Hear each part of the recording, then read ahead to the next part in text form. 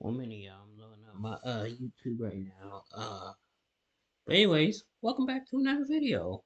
This is Spider-Man may not have Green Goblin. This is by my Durag Nation.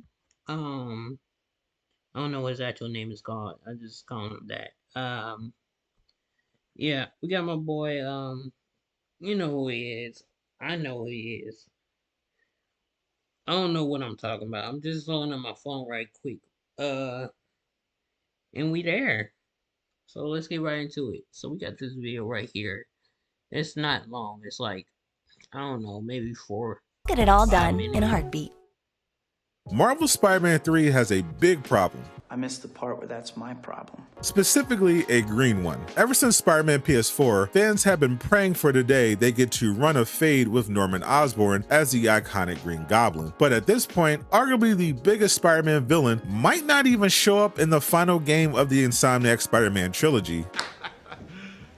You serious? Don't worry, once again, I'm going to break it all down for you nice and easy. So if you enjoy this sort of content, hit the like button to help it grow. But if it wasn't for you, change it to a dislike. Without a doubt, when you think of Spider-Man villains, the first names that come to almost everyone's minds are Dr. Octopus, Venom, and Green Goblin. So far, Insomniac has delivered 2 of the 3 with mostly positive reviews, but fans are undeniably much more split on the portrayal of Venom than Dr. Octavius, as many prefer the classic Venom interpretation where Eddie Brock is the symbiote host and was nothing more than to destroy Spider-Man, rather than the Harry Osborn version who never stopped trying to hang out with his best friend, even after being corrupted by the alien menace and threatening to give the entire world 19 inches. Insomniac's interpretation of the Spider-Man lore, for the most part, has been fantastic, despite the sky-high expectations, but the anticipation of Green Goblin is going to be a different beast. Many fans were introduced to the wall crawler through the brilliant portrayal of Norman Osborn by Willem the Goat in the classic Spider-Man 2 film, and have been anxiously waiting to see how Insomniac improves on the character, who has gotten Easter eggs in every game so far. But there are several challenges facing this character heading into Spider-Man 3. The biggest being that Insomniac's Norman Osborn isn't even a villain.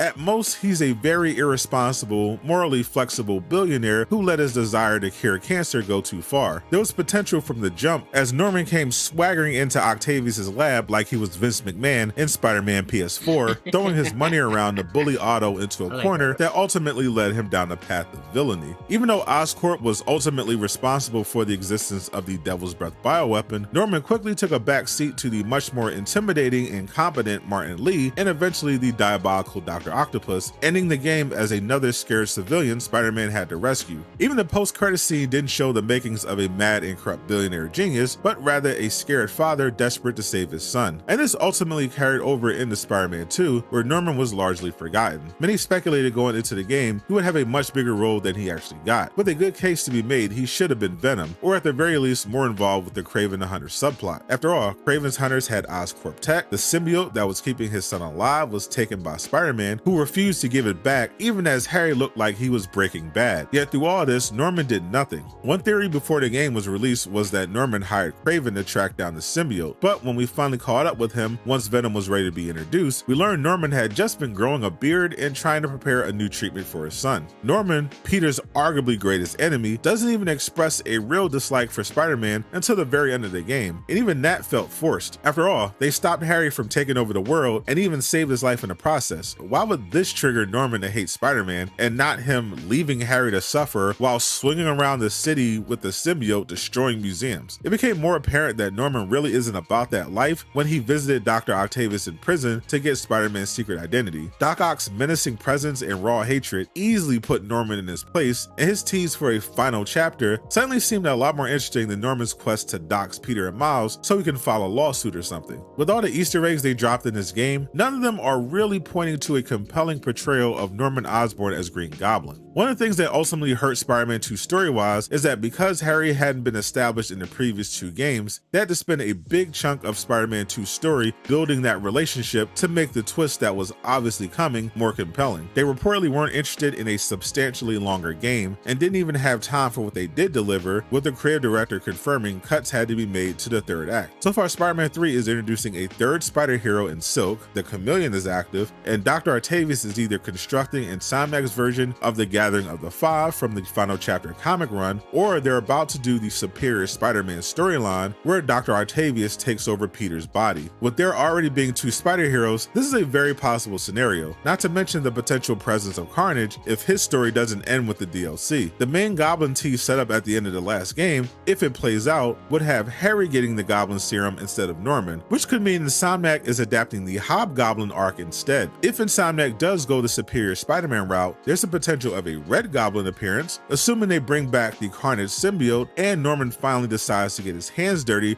to stop Octavius in Spider-Man's body, resulting in Norman becoming the true threat to the city. But would fans really be satisfied with a Red Goblin versus Octavius showdown with the help of Miles and Silk instead of Peter clashing with Norman? Based on how they reacted to the ending of Spider-Man 2, I doubt that very much. So Insomniac has their work cut out for them. I'm sure whatever is ultimately released will be extremely fun to play, but I think it would definitely be in the best interest of the game to take a more traditional approach and give fans that iconic showdown they've been dreaming of since 2018. And the groundwork for a lot of this can be laid down in the upcoming story DLC, which I talk about in the next video on screen.